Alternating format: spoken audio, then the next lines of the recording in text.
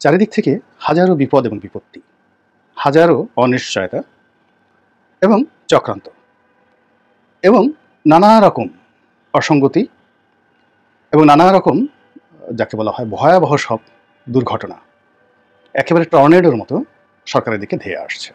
খোদ আমাদের প্রধানমন্ত্রীর সহপাঠী, খুব কাছের বন্ধু, এমন মানুষকেও কিডন্যাপ করে নিয়ে প্রতারণার মাধ্যমে তার প্রতিষ্ঠানের শেয়ার হাতিয়ে নিয়েছেন বেনজির আহমেদ। বেনজির আহমেদের মহা দুর্নীতির নতুন নতুন তথ্যই কেবল আমাদের সামনে প্রতিদিন হাজির হচ্ছে না, তার চরিত্রের বিভিন্ন ভয়ঙ্কর দিক এখন প্রকাশিত হচ্ছে, উন্মোচিত হচ্ছে।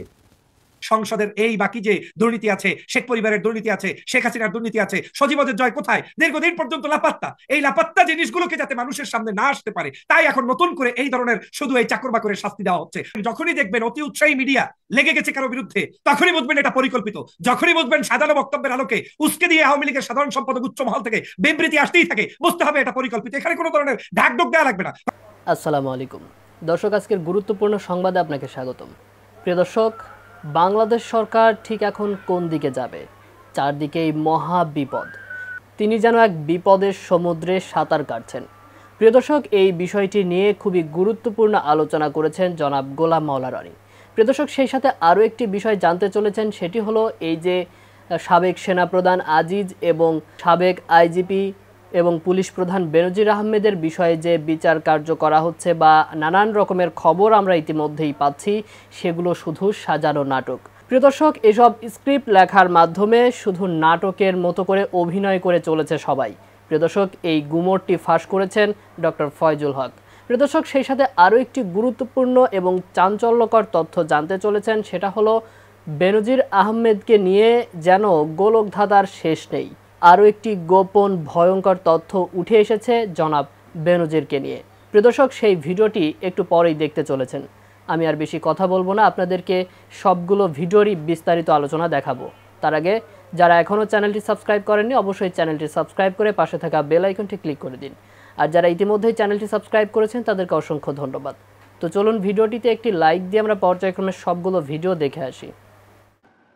চারিদিক থেকে হাজারো বিপদ এবং বিপত্তি, হাজারো অনিশ্চয়তা এবং চক্রান্ত এবং নানা রকম অসঙ্গতি এবং নানা রকম যাকে বলা হয় ভয়াবহ সব দুর্ঘটনা একেবারে টর্নেডোর মতো সরকারের দিকে ধেয়ে আসছে। এর ফলে সরকারের যে স্বাভাবিক কর্মকাণ্ড রয়েছে, সেই কর্মকাণ্ড অনেকটা স্থবির হয়ে পড়েছে।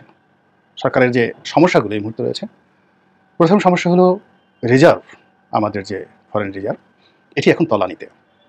এবং রাতারাতি যদি সরকার খুব বড় কিছু না হয়, তাহলে খুব দ্রুত এই রিজার্ভ ঠিক $10 বিলিয়ন নিচে নেমে আসবে, যা কিনা ম্যাসাকার করে ফেলবে অর্থনীতিকে। দ্বিতীয় সমস্যা হলো পুরো ব্যাংকিং সেক্টর, অর্থনৈতিক সেক্টর না কিন্তু পুরো ব্যাংকিং সেক্টর। এটা নিয়ে একটা ভয়াবহ উদ্বেগ, উৎকণ্ঠা তৈরি হয়েছে। আমরা জানি না এখনো পর্যন্ত যে আসলে প্রাইভেট ব্যাংকগুলো এবং সরকারি ব্যাংকগুলোতে সত্যিকার অর্থে কত টাকা আছে, কত টাকা গেছে, কত টাকা খেলাপি হয়েছে, এবং ব্যাংকগুলোর উপর বাংলাদেশ ব্যাংকের কতটুকু নিয়ন্ত্রণ রয়েছে, এবং বাংলাদেশ ব্যাংক আসলে এখান থেকে ব্যাংকগুলোকে অর্থাৎ প্রাইভেট ব্যাংকগুলোকে বাঁচানোর মতো যোগ্যতা রাখে কিনা, অভিজ্ঞতা রাখে কিনা, এবং তাদের সেই ইচ্ছা আদৌ আছে কিনা। ব্যাংকের পর বিমা গেছে, একই অবস্থা বিমা সেক্টর, সাধারণ বিমা এবং জীবন বিমা। এরপরে হলো লিজিং কোম্পানিগুলো, যেটা নন ব্যাংকিং ফাইন্যান্সিয়াল ইনস্টিটিউশন, সেখানেও একই অবস্থা, সব কিছু ফোকলা করে দিয়েছে। এরপর আমাদের যে রাষ্ট্রের যে স্থিতি, চারটি মেজর পার্ট, আপনি ধরুন আমাদের সংসদ সদস্য যারা আছেন তারা একটা পার্ট, যারা বাংলাদেশকে 300টি ভাগে বিভক্ত করে মানুষের যে পলিটিক্যাল মন এবং মননশীলতা এগুলো নিয়ন্ত্রণ করেন এবং জাতিকে নেতৃত্ব দেন। ডিসিএসপি যাই থাকুন না কেন, আলটিমেটলি এলাকার সংসদ সদস্য যদি যোগ্যতম না হন এবং তিনি যদি লোকজনকে শান্ত না রাখতে পারেন, 1000 ডিসিএসপি গিয়েও সে এলাকায় কিছু করতে পারবে না। এখন 2014 সনের বিনা ভোট, তারপরে রাতের ভোট, নিশিরাতের ভোট, তারপরে ডামি ভোটের কারণে এমপির এই যে 300 যে পদটি, এটি এখন এমন একটা পর্যায়ে চলে গেছে, সবই আনার মার্কা। এই যে মারা গেল আনার মার্কা জয় জয়কার হয়ে গেছে। ফলে জনগণের শ্রদ্ধা, ভালোবাসা এবং জনগণ নেতা হিসেবে তাদেরকে মাথায় করে রাখবে, এইরকম রাজনৈতিক নেতৃত্ব এই সংসদে আমার দৃষ্টিতে একজনও নেই। ফলে দেশে যে রাজনীতির যে নিয়ন্ত্রণ, রাজনীতির যে পরিমার্জন, রাজনীতির যে যাকে বলে তাপ এবং উত্তাপ, এই পুরোটাই এখন মরুভূমি লু হাওয়ার মতো এলোমেলো ঘুরছে, সাইমুমের মতো এলোমেলো ঘুরছে। রাজনীতির শেষ। খোদ আমাদের প্রধানমন্ত্রীর সহপাঠী, খুব কাছের বন্ধু, এমন মানুষকেও কিডন্যাপ করে নিয়ে প্রতারণার মাধ্যমে তার প্রতিষ্ঠানের শেয়ার হাতিয়ে নিয়েছেন বেনজির আহমেদ। বেনজির আহমেদের মহা দুর্নীতির নতুন নতুন তথ্যই কেবল আমাদের সামনে প্রতিদিন হাজির হচ্ছে না, তার চরিত্রের বিভিন্ন ভয়ঙ্কর দিকে এখন প্রকাশিত হচ্ছে, উন্মোচিত হচ্ছে। জুলুম করে মানুষের জমি জামা দখল করে নেওয়া, নিজের কর্তৃত্ব, নিজের আধিপত্য বিস্তার করতে গিয়ে পুলিশ কর্মকর্তাদের পর্যন্ত, পুলিশ সদস্যদেরকে পর্যন্ত চাকরি থেকে বরখাস্ত করেছেন। ভয় ভীতি দেখিয়ে বিভিন্ন মানুষের বিভিন্ন প্রতিষ্ঠানের শেয়ার হাতিয়ে নিয়েছেন এই বেনজির আহমেদ। এটা একেবারে আন্ডারওয়ার্ল্ডের ডন। কি ভয়ঙ্কর সব তথ্য আমাদের সামনে হাজির হচ্ছে। সাংবাদিক শফিকুর রহমান, অনেকে জানেন যে তিনি আমাদের প্রধানমন্ত্রীর খুব খুব কাছের বন্ধু, জাতীয় প্রেস ক্লাবের দুইবারের সাবেক সভাপতি, চাঁদপুর 4 আসন থেকে 2বারের এমপি, এখনও রানিং এমপি। তিনি 2017 সালে সিটিজেন টেলিভিশনের লাইসেন্স পেয়েছিলেন। এ বিষয়ে আমি নিজেও কথা বলেছি, গণমাধ্যমে এসেছে যে সেই সিটিজেন টিভির শেয়ারিংয়ে নাকি বেনজির আহমেদের মেয়েদের নাম রয়েছে। কিন্তু এই খবর গণমাধ্যমে আসার পরে শফিকুর রহমান সাহেব নিজে লিখিত বক্তব্য পাঠিয়েছেন গণমাধ্যমে। তিনি সেখানে লিখছেন যে তিনি লাইসেন্স পাওয়ার পরে এই টেলিভিশনে আত্মপ্রকাশ ঘটানোর জন্য টাকা তার কাছে ছিল না, তিনি ভালো ইনভেস্টর পাচ্ছিলেন না। রাজ্জাকুল ইসলাম টুটুল নামে একজনের সঙ্গে তার দুঃসম্পর্কে আত্মীয়তা, তিনি ইনভেস্ট করতে চেয়েছিলেন, মাসে মাসে কিছু টাকা তিনি দিতে চেয়েছিলেন। এইভাবে কথা এগোচ্ছিল। হঠাৎ করে কয়েকদিনের মাথায় তার বাড়িতে গিয়ে উপস্থান সাবেক পদ্মা ব্যাংকের সাবেক চেয়ারম্যান নাফিস সারাফাত। এই নাফিস সারাফাত সম্পর্কে আপনারা জানেন, এবং পদ্মা ব্যাংক সম্পর্কে তো নানান ইতিহাস, অসাধারণ ইতিহাস আমাদের সামনে রয়েছে, যেটি মাত্র কয়েকদিন আগে বিলুপ্ত ঘোষণা করা হয়েছে। যাই হোক, সেই নাফিস সারাফাত রাত 12টা-1টার দিকে গভীর রাতে জোর করে তার গাড়িতে তুলে নিয়ে যান, মানে শফিকুর রহমান সাহেবকে তুলে নিয়ে যান ঢাকার ওয়েস্টিন হোটেলে। সেখানে আগে থেকে বসা ছিলেন বেনজির আহমেদ, তখন তিনি র্যাবের ডিজি, এবং তিনি আগে থেকে প্রস্তুত করা কয়েকটি কাগজ শফিকুর রহমান সাহেবের হাতে তুলে দেন, সেখানে স্বাক্ষর করতে বলেন। তিনি সেখানে কি লেখা ছিল যখন পড়তে যাচ্ছিলেন, বেনজির আহমেদ বাধা দেন যে সব পড়তে হবে না, আমরা এই চ্যানেলটি শুরু করতে চাই একটা স্পোর্টস চ্যানেল হিসেবে, কিছু সাংবাদিক, ক্রীড়া সাংবাদিক বা ক্রীড়া সংগঠকের সঙ্গে একটি চুক্তি করতে হবে, এটাতে স্বাক্ষর করতে হবে। তিনি স্বাক্ষর দিতে চাননি। একটা পর্যায়ে চাপ প্রয়োগের মাধ্যমে তিনি রাত 2টের সময় স্বাক্ষর দিতে বাধ্য হন, এবং ওইখানে নাকি নাফিস সারাফাত ছাড়া আরও বেশ কয়েকজন উপস্থিত ছিলেন যারা অস্ত্রধারী। এটি শফিকুর রহমান সাহেবের কথা। এবং পরবর্তীতে তিনি জানতে পারেন যে ওই কাগজ টেলিভিশনের শেয়ার সংক্রান্ত, সেখানে বেনজির আহমেদের 2 মেয়ের 15 করে 30% শেয়ার রাখা হয়েছে, সাংবাদিক শফিকুর রহমান সাহেবের 30%, আর এদিক ওদিক দিয়ে ভাগ বাটোয়ারা। এই হচ্ছে বেনজির আহমেদ। শুধু সিটিজেন টিভি নয়, এর আগেও আমি বলেছি, বসুন্ধরা গ্রুপে যে কালের কণ্ঠ পত্রিকায় বেনজির আহমেদের নামে রিপোর্টিংটি এলো, দুর্নীতি বিষয়ে রিপোর্ট হলো। প্রথমেই কি বিষয়ে রিপোর্ট হয়েছে, কি কারণ হয়েছে, সেগুলো নিয়ে এর আগে ব্যাখ্যা দিয়েছি। সেই বসুন্ধরা গ্রুপের যে প্রতিনিধিতা এই মুহূর্তে রংধনু গ্রুপের যে আরেকটি চ্যানেল রয়েছে গ্রিন টিভি, সেটিতেও বেনজির আহমেদের শেয়ার রয়েছে তার মেয়ের নামে, তিনি নাকি সেখানকার পরিচালক। বাংলাদেশে দেখবেন, যখনই দেখবেন অতি উৎসাহী মিডিয়া লেগে গেছে কারো বিরুদ্ধে, তখনই বুঝবেন এটা পরিকল্পিত। যখনই বুঝবেন সাজানো বক্তব্যের আলোকে উস্কে দিয়ে আওয়ামী লীগের সাধারণ সম্পাদক উচ্চ মহল থেকে বিবৃতি আসতেই থাকে, বুঝতে হবে এটা পরিকল্পিত। এখানে কোনো ধরনের ঢাকঢোক দেওয়া লাগবে না। কয়েকদিন আগে দেখেছেন না, বিপ্লব সমাদ্দার নাকি মিল্টন সমাদ্দারকে নিয়ে সমগ্র পত্রিকা লিখেছে, সাথে সাথে অ্যারেস্ট হয়েছে, একটা কোম্পানিকে আবার এটা দিয়ে দেওয়া হয়েছে। এগুলো সাজানো নাটক।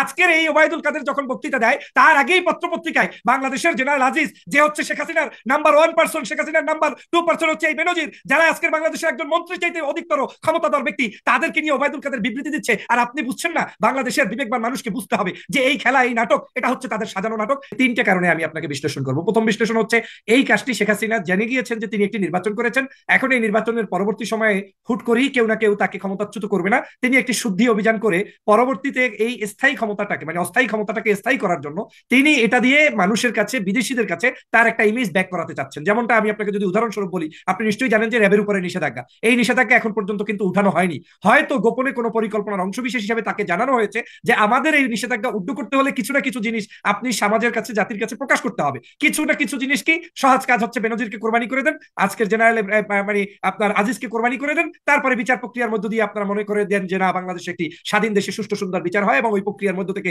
বাংলাদেশে যেহেতু শেখ হাসিনা বিচার করেছে, অতএব এই নিষেধাজ্ঞা এগুলো উড্ড করে নিতে হবে। এটা হচ্ছে প্রথমত তাদের কাজ, এবং এটা দিয়ে তারা ইমেজ ক্রিয়েট করতে চায় বাংলাদেশের জনগণের কাছে, বিভিন্ন ধরনের কলা কৌশল করে। এই কৌশলের অংশ হিসেবে আজকে তারা এই কাজটি করছে বলে আমি প্রথমত ধারণা পোষণ করি। দ্বিতীয় যে আপনি ঠিক বলেছেন বা ব্যাঠিক বলেছেন, সেটি বিবেচনা করবে আমাদের দর্শক। কিন্তু জনাব ওবায়দুল কাদের বলেছেন যে বেনজির আহমেদ ও আজিজ আহমেদের অপরাধ ব্যক্তিগত, সে অপরাধের জন্য তাদের শাস্তি পেতেই হবে।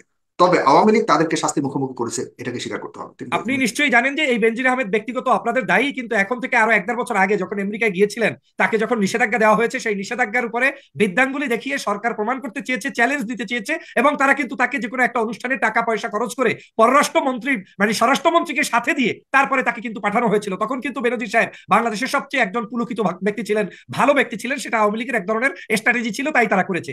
আজ বর্তমান সময়ের প্রেক্ষাপটে আপনি নিশ্চয়ই জানেন যে কোনো রাজনৈতিক ব্যক্তিবর্গের কার্যক্রমকে ছাড়িত করার জন্য, চালানোর জন্য তাকে অনেকগুলো কাজ করতে হয়। তার মধ্যে কিছু কিছু সময় ঘরের চাকর বাকর, ড্রাইভার, কাজের বুয়া, এদের উপরে আপনার খরচ নামিয়ে দিতে হয়, তাদের উপরে শাস্তি দিতে হয়, লঘু কিংবা আপনার বড় শাস্তি, সেটা তাকে আপনাকে দিতেই হবে, দিয়ে আপনার ইমেজটাকে আপনার রক্ষা করতে হবে। শেখ হাসিনা যে কাজটা করতে চাচ্ছে, তিনি এই কাজটা সুচারুরূপে করতে চাচ্ছে, আপনাদেরকে, বিরোধী মতের মানুষদেরকে ব্যস্ত রাখার জন্য, যাতে করে তারা আন্দোলন বিমুখ হয়ে যায়, আন্দোলনের মধ্যে না থাকে কি আবার আর একটা আশা নিয়ে, এই তো বেনজিরের উপরে নিষেধাজ্ঞা আসছে, এই তো মনে হয় জেনারেল আজিজের উপরে নিষেধাজ্ঞা আসছে, এই তো মনে হয় আরো কিছু হবে, আমেরিকা করবে, এই করতে করতে আপনার 5টা বছর শেষ হয়ে যাবে। আর সেই কাজটাই শেখ হাসিনা হাতে নিয়েছে। আর বাংলার এই বর্তমান সময়ের যারা গণতন্ত্রের জন্য কান্না করছে, যারা গণতন্ত্রের জন্য লড়াই করছে, তাদেরকে ঘুম পাড়ানোর একটি ওষুধ হিসেবে এটা এসেছে, এর বিকল্প কিছুই না। আজকে যদি তাদেরকে শাস্তি দেওয়ার প্রয়োজন হয়, এই শাস্তিটা বেনজির যে চুরি করেছে, ডাকাতি করেছে, সেটা তো আজকে না, তিনি রিটায়ারমেন্টে গিয়েছে এখন থেকে আরো 3 বছর আগে। তাহলে 3 বছর আগে থেকে আপনি তাকে কোনোদিন ধরতে পারলেন না, বরঞ্চ তিনি যখন 100 কোটি টাকার মালিক হচ্ছে, বিভিন্ন জায়গায় বাসাবাড়ি করছে, তখন কিন্তু এই দেশের সরকার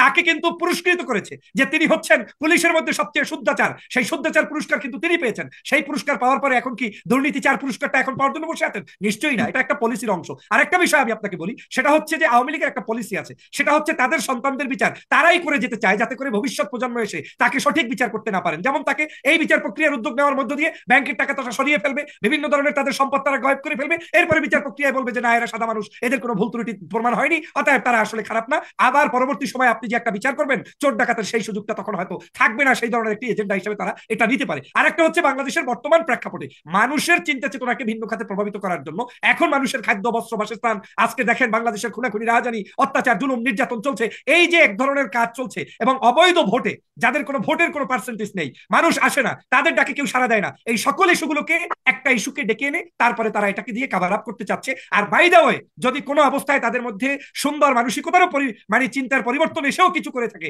তাও হচ্ছে এজন্য যে এই মুহূর্তে তাকে এই দুইজন ব্যক্তিকে একটু কোরবানি দিয়ে সংসদের এই বাকি যে দুর্নীতি আছে, শেখ পরিবারের দুর্নীতি আছে, শেখ হাসিনার দুর্নীতি আছে, সজীবদের জয় কোথায়, দীর্ঘদিন পর্যন্ত লাপাত্তা, এই লাপাত্তা জিনিসগুলোকে যাতে মানুষের সামনে না আসতে পারে, তাই এখন নতুন করে এই ধরনের শুধু এই চাকর বাকরের শাস্তি দেওয়া হচ্ছে। বাস্তবিক অর্থে এটার দ্বারা বাংলাদেশের মানুষের কোনো বিজয় নেই, এটার দ্বারা বাংলাদেশের মানুষের কোনো শান্তি নেই। বাংলাদেশের প্রত্যেকটি তন্দ্রে তন্দ্রে চোর ডাকাতে ভরপুর হয়ে গিয়েছে। যতক্ষণ পর্যন্ত অগণতান্ত্রিক এই শেখ হাসিনার সরকার ব্যবস্থার আমূল পরিবর্তন করা না যাবে, ততক্ষণ পর্যন্ত এই সকল চোর বাকর, ছোট মোটো ড্রাইভার, আপনার বাসার মালিটালি ধরে কোনো লাভ হবে না। কারণ বাংলাদেশের পুলিশ প্রশাসন, আর্মি, বিডিআর যাই বলেন না কেন, কেউ কোনো কিছু কার্যক্রম করে না যতক্ষণ পর্যন্ত শেখ হাসিনার নির্দেশিত না হয়। আপনি জানেন যে একটা রিপোর্টও কয়েকদিন আগে প্রকাশিত হয়েছিল যে বাংলাদেশের যতগুলো গুম, খুন, বিভিন্ন ধরনের হত্যার প্রত্যেকটি জিনিসের নির্দেশনা স্বরাষ্ট্রমন্ত্রী আসে, আর স্বরাষ্ট্রমন্ত্রীর নির্দেশনা আসে শেখ হাসিনার কাছ থেকে। কারণ অনির্দেশিত হয়ে বাংলাদেশের একটা চাকরি পর্যন্ত এখন হয় না। বাংলাদেশের একটা স্কুল শিক্ষক নিয়োগ দিতে গেলে সেটা নিয়েও শেখ হাসিনাকে আজকে কনসার্ন করতে হয়। দ্যাট মিনস বাংলাদেশে যা হচ্ছে সবকিছুতে তার হাত রয়েছে। আমি মনে করি এই মুহূর্তে বাংলাদেশের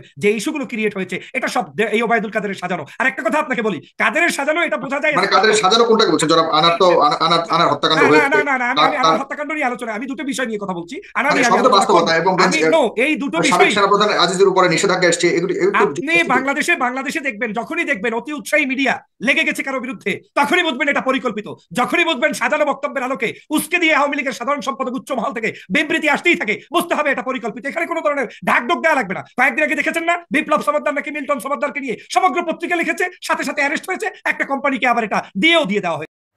তো দর্শক, দেখলেন আজকের ভিডিওগুলো। আর এই ভিডিও সম্পর্কিত যদি কোনো আপনার তথ্য বা মতামত থাকে তাহলে অবশ্যই কমেন্ট করে জানাবেন। এতক্ষণ দেখার জন্য ধন্যবাদ। আজকের মতো নিউজটি ছিল এটুকুই। ফিরছে আগামী ভিডিওতে নতুন কোনো টপিক নিয়ে। আল্লাহ হাফেজ।